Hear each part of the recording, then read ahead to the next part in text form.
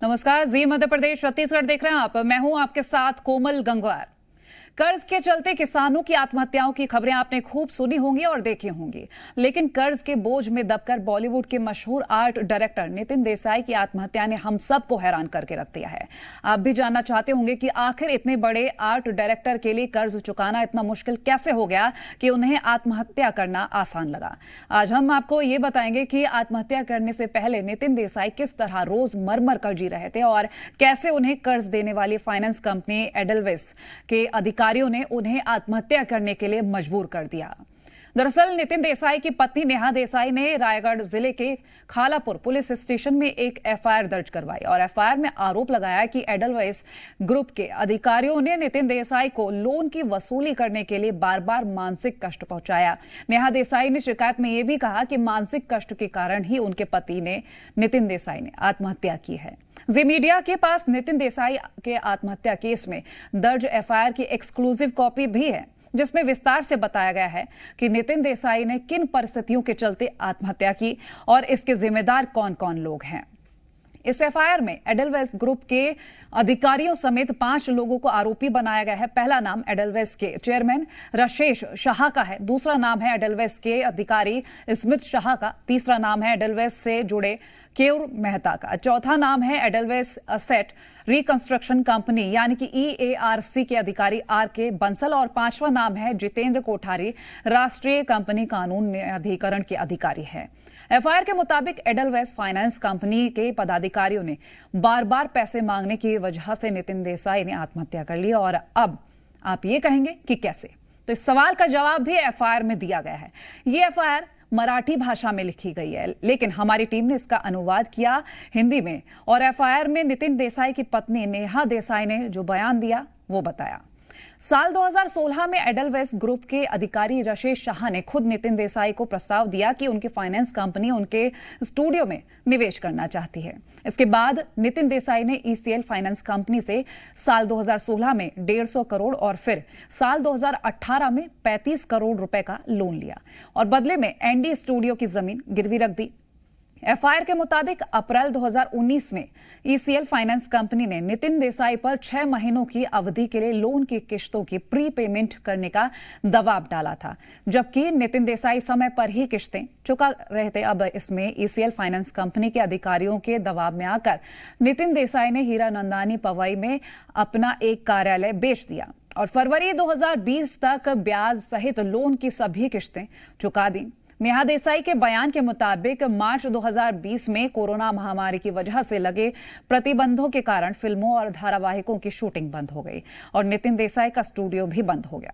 Corona महामारी के दौर में बिजनेस में रुकावट के कारण ECL फाइनेंस कंपनी से लिए गए लोन की किश्तें चुकाने में देरी होने लगी। नेहा देसाई के बयान के अनुसार नितिन देसाई ने महामारी संकट के बावजूद भी ECL फाइनेंस कंपनी को लोन चुकाने की पूरी इच्छा दिखाई, लेकिन ECL फाइनेंस कंपनी के अधिकारी स्मिथ शाह और केयूर मेहता हमेशा लोन की किश्त चुकाने का दबाव बनाते थे। एफआईआर में नेहा ने यह भी बताया कि नितिन देसाई ने ECL फाइनेंस कंपनी को वन टाइम सेटलमेंट का प्रस्ताव दिया था, लेकिन ECL फाइनेंस कंपनी के अधिकारी केयूर मेहता और स्मिथ शाह ने अचानक नितिन देसाई को नोटिस भेजकर कानूनी कार्रवाई करने का दबाव बनाना शुरू कर दिया था। बात यहीं खत्म नहीं होती है। एफआईआर में नेहा देसाई ने बताया कि कैसे ECL फाइनेंस कंपनी के अधिकारियों ने मिलकर उनके पति को प्रताड़ित करने का खेल खेला। नेहा देसाई के मुताबिक नितिन देसाई लोन चुकाने के लिए अपने स्टूडियो में निवेश के लिए नए निवेशकों को ला रहे थे, लेकिन उन्हें ECL फाइनेंस कंपनी की तरफ से कोई सहयोग नहीं मिल रहा था। नितिन देसाई इस बात से मानसिक दबाव में थे कि ECL फाइनेंस कंपनी के अधिकारी उनके स्टूडियो को हड़पना चाहते थे। आरोप है कि नितिन देसाई लोन रीस्ट्रक्चरिंग और वन टाइम सेटलमेंट में से एक के लिए तैयार थे, लेकिन ECL फाइनेंस कंपनी के अधिकारी ऐसा करने से बच रहे थे। ECL फाइनेंस कंपनी की इस नीति के कारण नितिन देसाई के बिजनेस प्रोजेक्ट बंद हो रहे थे और नए प्रोजेक्ट में भी दिक्कतें आ रही थी, जिससे वो अपने काम पर भी फोकस नहीं कर पा रहे थे। इन्हीं सब चक्करों में फंसकर नितिन देसाई पर लोन की कुल बकाया रकम बढ़कर 252 करोड़ रुपए हो गई थी और इन सब कारणों से नितिन देसाई काफी तनाव में रहते थे। इससे 25 जुलाई को ईसीएल फाइनेंस कंपनी की अपील पर नेशनल कंपनी लॉ ट्रिब्यूनल यानी कि एनसीएलटी ने नितिन देसाई की कंपनी को दिवालिया घोषित करने की प्रक्रिया शुरू कर दी और इसको मंजूरी दे दी थी। इसके बाद एनडी स्टूडियो के सील हो जाने का डर नितिन देसाई को सता रहा था और फिर 2 अगस्त को नितिन देसाई ने अपने स्टूडियो में ही आत्महत्या कर ली। सिर्फ नितिन देसाई का परिवार ही is to put a stop or to request people to stop spreading false information and to bring the truth to light. The loan amount was 181 crores, out of which we made payments for 86.31 crores.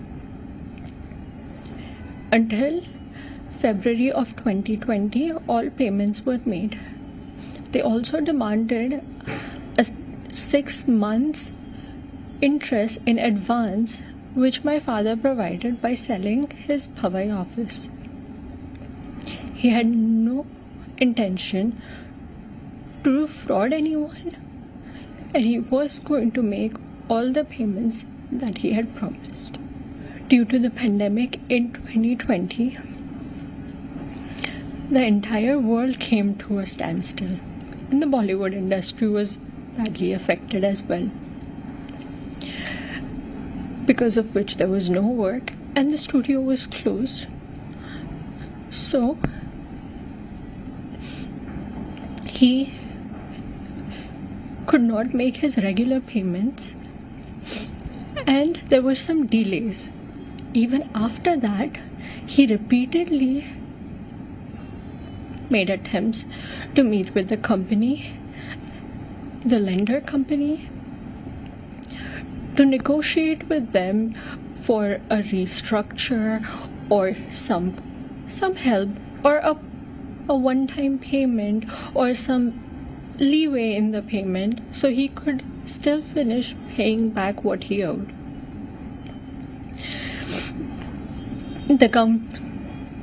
The company gave him false assurances but started legal matter and legal proceedings on the side.